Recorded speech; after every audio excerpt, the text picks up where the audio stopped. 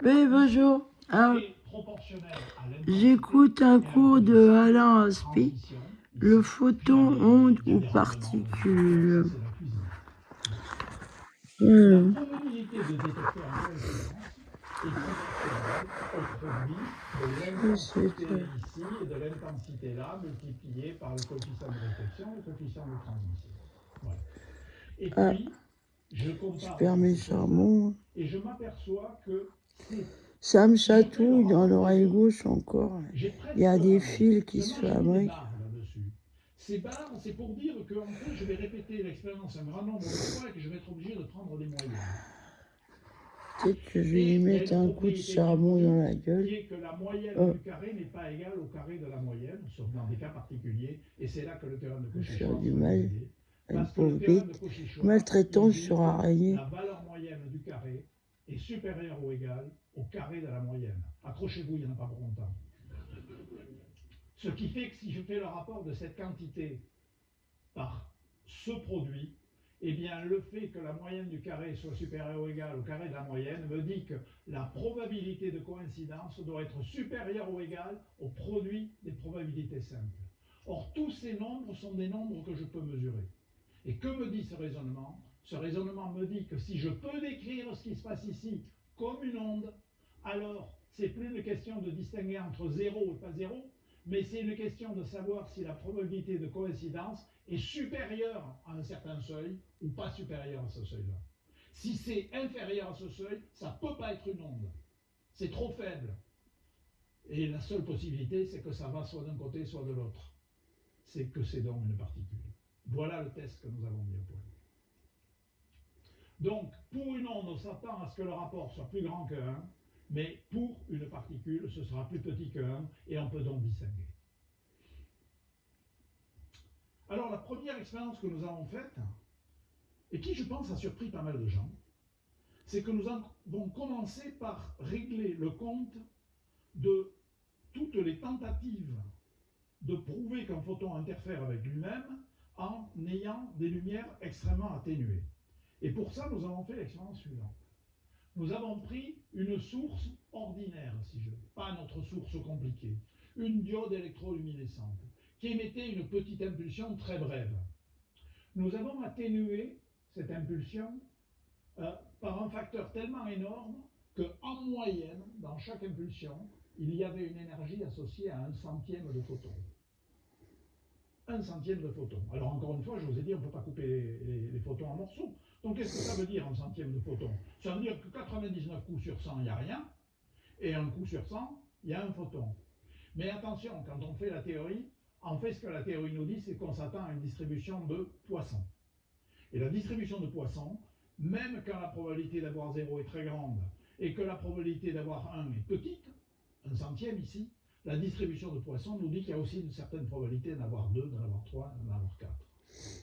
Et le nombre de cas où il y en a 2 est juste ce qu'il faut pour que, quand une paire arrive, naturellement, quand une paire arrive, ils peuvent partir tous les deux d'un côté ou tous les deux de l'autre, mais vous avez une certaine probabilité qu'il y en ait un d'un côté et un de l'autre.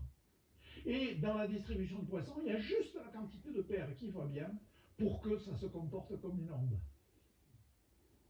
Et c'est ce que nous avons trouvé. Nous avons trouvé que le fameux nombre alpha est égal à 1 aux incertitudes près, dans la gamme d'incertitudes que nous avions, et donc on prouve qu'effectivement, c'est sûrement pas en atténuant la lumière qu'on peut avoir un comportement de particules uniques. Donc comment faire? Eh bien, nous sommes en France. Alors évidemment, quand je suis à l'étranger, j'aime bien raconter ça. Nous sommes en France, nous adorons les recettes de cuisine, et donc il y a une bonne recette pour émettre des photons uniques. Alors la recette, c'est prenez un atome unique. Vous allez chez votre pharmacien favori, chez mon pharmacien, là, peut-être qu'il a ça dans son officine. Prenez un atome unique, excitez-le, il est dans un état excité, et attendez. Tôt ou tard, il n'a pas le choix. Il va vous émettre un photon et un seul. Il ne peut pas en émettre deux parce qu'il n'a pas assez d'énergie. Donc tôt ou tard, il va vous émettre un photon et un seul. Donc voilà, on a la recette.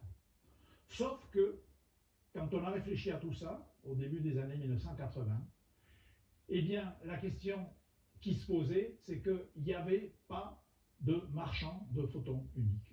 On ne savait pas comment se procurer un photon unique, un atome unique.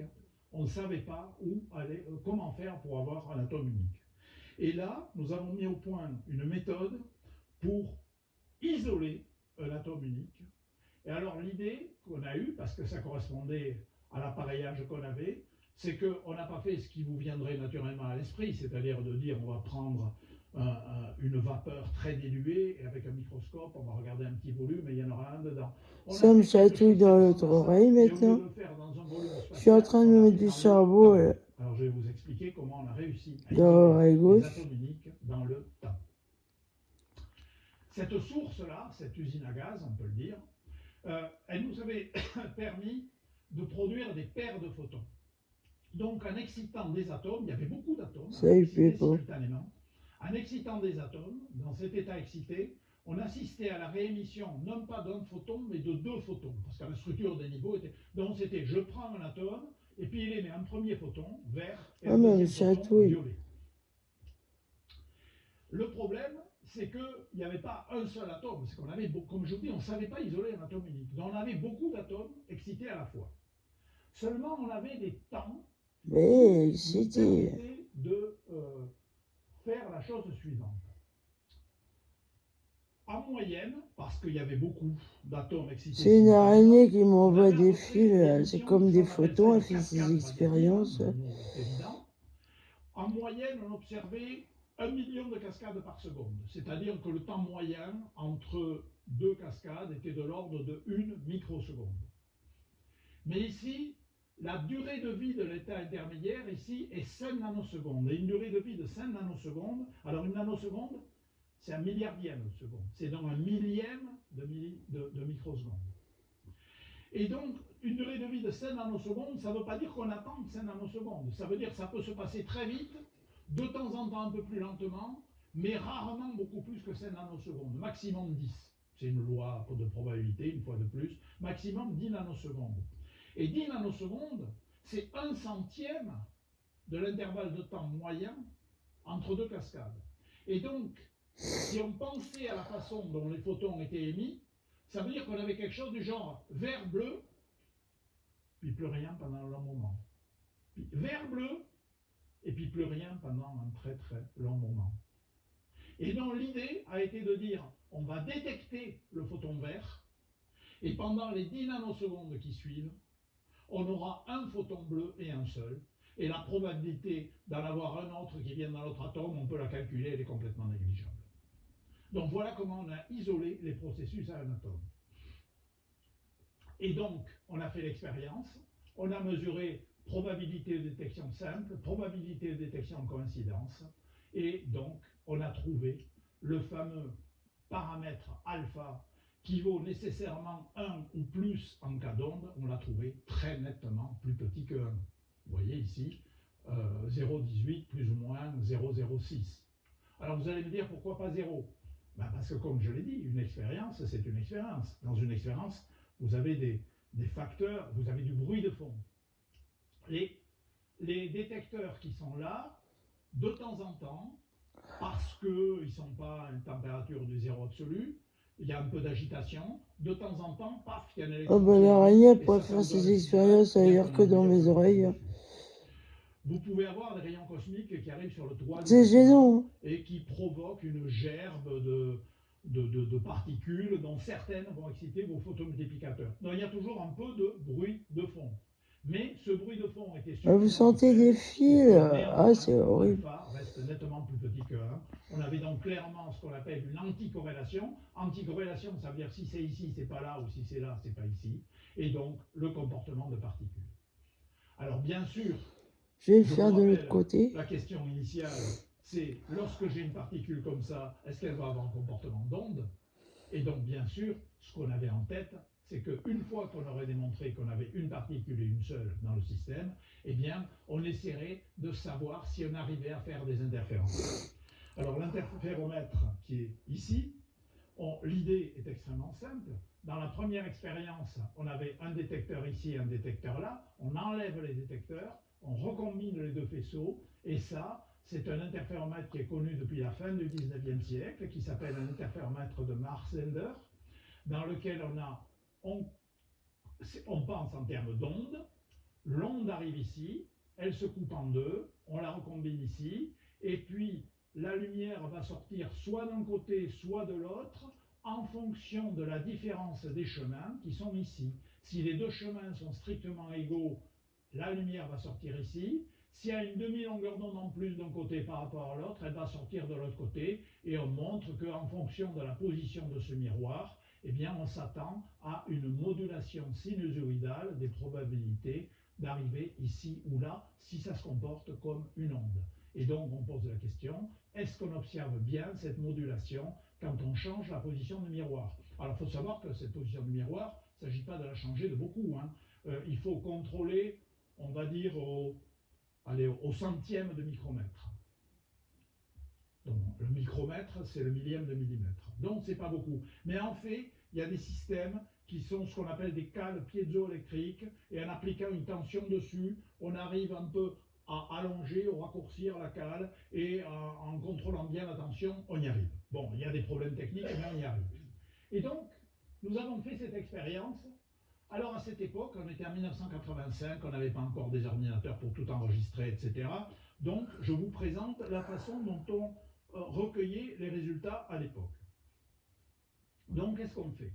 On choisit une position pour le miroir, et puis on compte combien de coups ici, on va dire pendant un certain temps. Ici, on avait choisi 0,1 seconde, donc combien de coups ici pendant 0,1 seconde, et combien de coups ici pendant 0,1 seconde.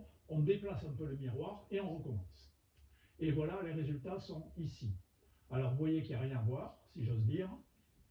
Et si vous regardiez en détail, vous verriez que la plupart du temps, on compte 0.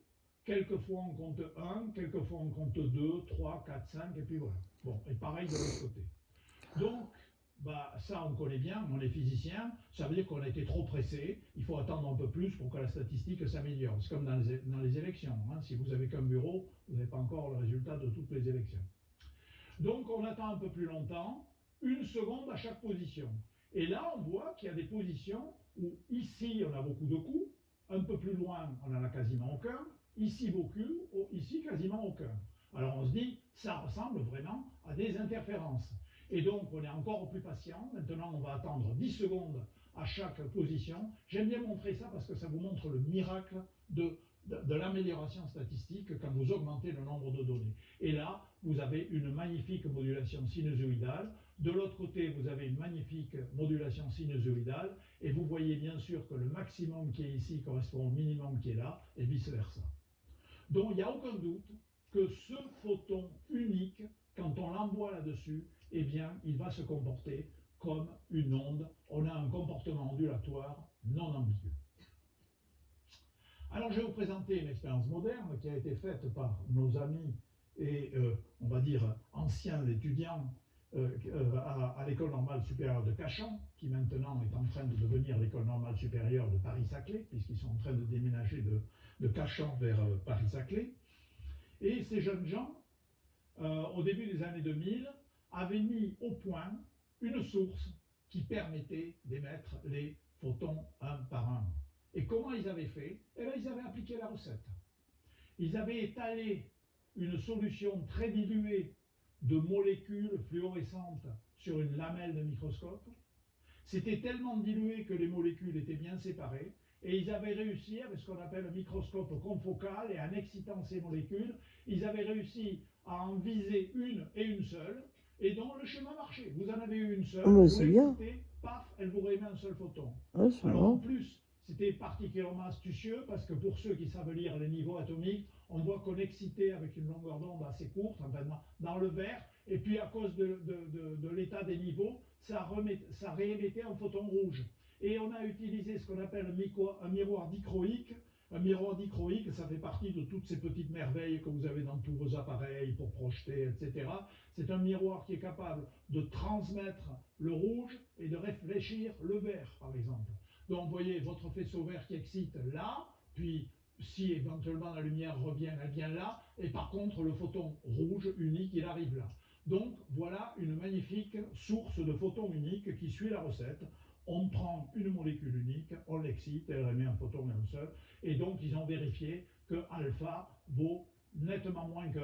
Alors vous voyez, la barre d'erreur est beaucoup plus petite parce que c'est la technologie moderne, voilà. Et donc on a une claire anticorrélation, mais vous voyez que là aussi, il y a du bruit, on n'a pas exactement 0, mais c'est tellement bien en dessous de 1 qu'il n'y a aucun doute. Comportement de particules. Alors je vais vous montrer maintenant l'expérience qui a été faite pour répéter en quelque sorte l'expérience de dualité en deux particules telle qu'on l'avait faite avec Philippe Grangier en 1985. Donc là, on est 20 ans plus tard, et là, on a des ordinateurs pour tout enregistrer, je vais vous montrer. Donc l'idée est la suivante, j'ai mis un photon unique. Et là, je vais utiliser un dispositif qui s'appelle un biprisme de Fresnel. Alors pourquoi un biprisme de Fresnel? Parce que j'aime beaucoup Fresnel, et puis bon, Young, d'accord, mais c'est quand même un anglais, avec le Brexit et tout, on va quand même pas tout faire avec des trucs anglais, quoi. Donc Fresnel, bon français, on prend un biprisme de Fresnel. Alors le biprisme de Fresnel, vous voyez que si vous avez un faisceau de lumière collimaté qui arrive ici, la partie du faisceau qui va vers le bas, la partie du faisceau qui passe en haut est défléchie vers le bas, et la partie du faisceau qui passe en bas est défléchie vers le haut. Et si maintenant vous mettez un détecteur ici et un détecteur là, je peux vous refaire le petit raisonnement. S'il y a un photon et un seul, il ira soit en haut, soit en bas. On est bien d'accord. Donc on fait l'expérience, et en faisant cette expérience, on trouve qu'effectivement la probabilité de détecter des deux côtés à la fois est faible, d'où le alpha qui est là. Alors maintenant, interférence.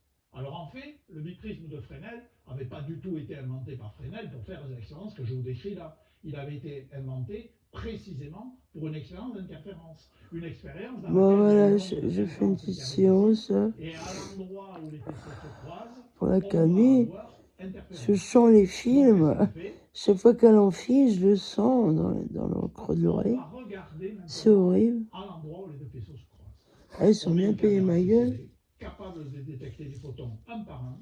Et maintenant, je vais vous montrer ce qu'on voit. Et ce que vous allez voir là-dessus, c'est vraiment, c'est une vraie expérience. Hein.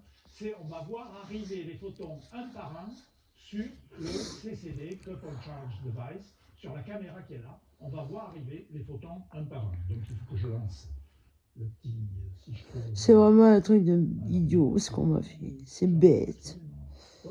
C'est très con. Je vois pas mon affaire. Je trouve que c'est hyper con. Elle est où? Ah, c'est parce qu'elle est en haut. Autant pour moi. Excusez-moi, il faut que je me mette. Voilà, c'est comme tout à l'heure, elle est sur l'écran du haut. Merci de m'avoir aidé. Vous voyez, c'est collectif les expériences. Hein. Non, mais elle va. Voilà. Ah, voilà. C'est collectif les expériences. Ouais. Quand vous pensez qu'il y a des gens qui télécommandent derrière, voilà, c'est. Et vous êtes un être humain, il y a des gens qui télécommandent ce truc. Les photons s'accumulent sur des bandes qui sont ici. C'est horrible, c'est sans humanité. Les lignes verticales. Hein, on fait la c'est somme con. dans chaque ligne verticale. Et vous voyez progressivement les franges d'interférence se construire avec une véritable source de photons unique. Donc vous voyez, voilà. Effectivement, j'ai coupé quelque chose ici. Si on avait une onde intense, on aurait. Mais ça se trouve, il y a encore quelque chose, je sais pas. Je vais voir comment ça évolue sans ce film. Vous avez assisté ici, alors assisté, bien sûr, j'ai pas ma source de photon unique ici, mais c'est un film qui a été fait. Mais ça va mieux. Avec ma source de photon unique. Donc on a un comportement sans ambiguïté. Sur un truc qui vous envoie une drogue comme ça et qui vous endort, c'est télécommandé. J'ai remarqué comment il faisait. Bah, j'entends ce qui se passe dans la maison. Donc, oui, il y a des corrélations, vous voyez. Il y a des moments où il faut qu'il y ait en plus. Voilà, depuis que j'ai tout démonté, ça va beaucoup mieux. À l'hôpital, ils s'en foutent de ma gueule. Non, elle n'a pas de puce. Ah, et ils m'ont laissé comme ça. D'après vous, où est-ce qu'on vous a fait ça? J'aurais dit chez vous, à Niort, à l'hôpital. Ils n'ont pas écrit ça Tel rapport. Non, non, ils ont dit que j'étais dans un délire de harcèlement, persécution, et que c'est des trafiquants qui m'ont mis une puce. J'ai pas dit ça, j'ai dit que c'était à l'hôpital qui m'avait fait ça. Vous voyez le mensonge, c'est sans arrêt. Bien sûr qu'ils sont mouillés dedans. À l'hôpital psy, là, ils font des séances de rayons infrarouges pour soigner leurs bestioles. Et ils m'ont remis une reine. Marine Le Pen. Alors évidemment, le problème conceptuel, c'est que dans les deux expériences, on a envoyé ici le même objet quantique qui s'appelle un paquet d'ondes à photons unique. C'est intéressant. Et dans la première expérience, il a eu le prix Nobel dernièrement. allait soit d'un côté, soit de l'autre. C'est super. Dans la deuxième expérience, cet objet a fait comme s'il allait des deux Alain côtés. Aspect. Reconnaissez que c'est quand même troublant. J'aime bien ses interventions. Il est très intéressant. Je vais arrêter là parce que je vais pas avoir assez de temps. Allez, salut.